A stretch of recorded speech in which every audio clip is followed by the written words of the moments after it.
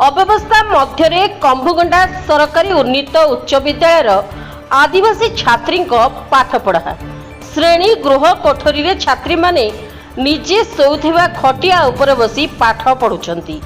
कोरापुट जिला बंधुगा ब्लॉक कंभुगंडा पंचायत रे थिबा सरकारी उन्नीत उच्च विद्यालय रे आदिवासी छात्री पाठपढ़ा संपूर्ण भावे विपर्यस्त व्यवस्था मध्य चली। कंभुगंडा पंचायत आंध्र सीमांत को लगिथिबा बेले आज पर्यंत जाडुआ सिंगाछोला कसु तुरुकु पेदाकामरा सीनाकामरा उपरपटेसु गाँ गुड़िक स्कूल सुविधा नहीं।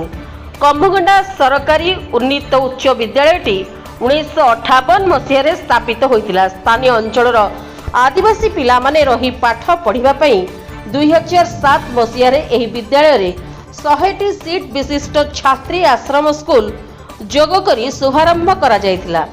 दीर्घ 67 वर्षर स्कूल कोठरी रे आज को 18 वर्ष हेउची आश्रम रे रही पढ़ुथिबा निरीह आदिवासी झियो मानक पई आश्रम कोठरी खंडिक तैयारी होई पारि नाही। जो स्कूल कोठरी रे छात्री माने खटिया पकाई रात्रि रे सोउछंती, दिन रे सेही सोउथिबा खट उपरे बसी पिला पाठ पढ़ुछंती। एही आश्रम स्कूल ले गरीब आदिवासी छात्री माने रही पाठ पढ़िबा विपर्यस्त शिक्षा व्यवस्था रही। पुणे एका सही कोठरी रे पिलांको निज पाठपढ़ा बही पोशाक बक्स सहित चाउल बस्ता गुड़िक मध्य रही। विद्यालय रे प्रथम रु अष्टम श्रेणी 170 जन थिबा बेले नवम और दशम श्रेणी रे 42 जन छात्र छात्री रहिछंती।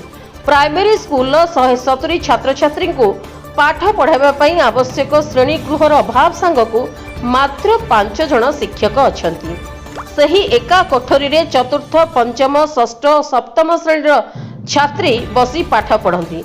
अष्टम श्रेणी पिला गोटे कोठरी, प्रथम और द्वितीय श्रेणी पिला गोटे कोठरी थिबा बेले तृतीय श्रेणी पिलामानंक पई गोटे कोठरी रे बसी पाठ पढ़िबार व्यवस्था रही। नवम और दशम श्रेणी 22 जन पिलांकु पाठ पढ़ाइबा पई आवश्यक शिक्षक न रही मात्र 3 जन शिक्षक अछंती।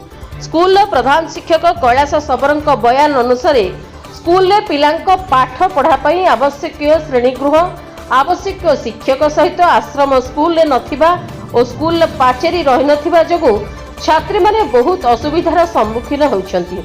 एथिपई अनेक थर स्कूल तरफ लिखित भावे जिलापाल को स्मारक पत्र देवा सत्वे मध्य आज पर्यंत पिलांक समस्या समाधान होई पारि नाही।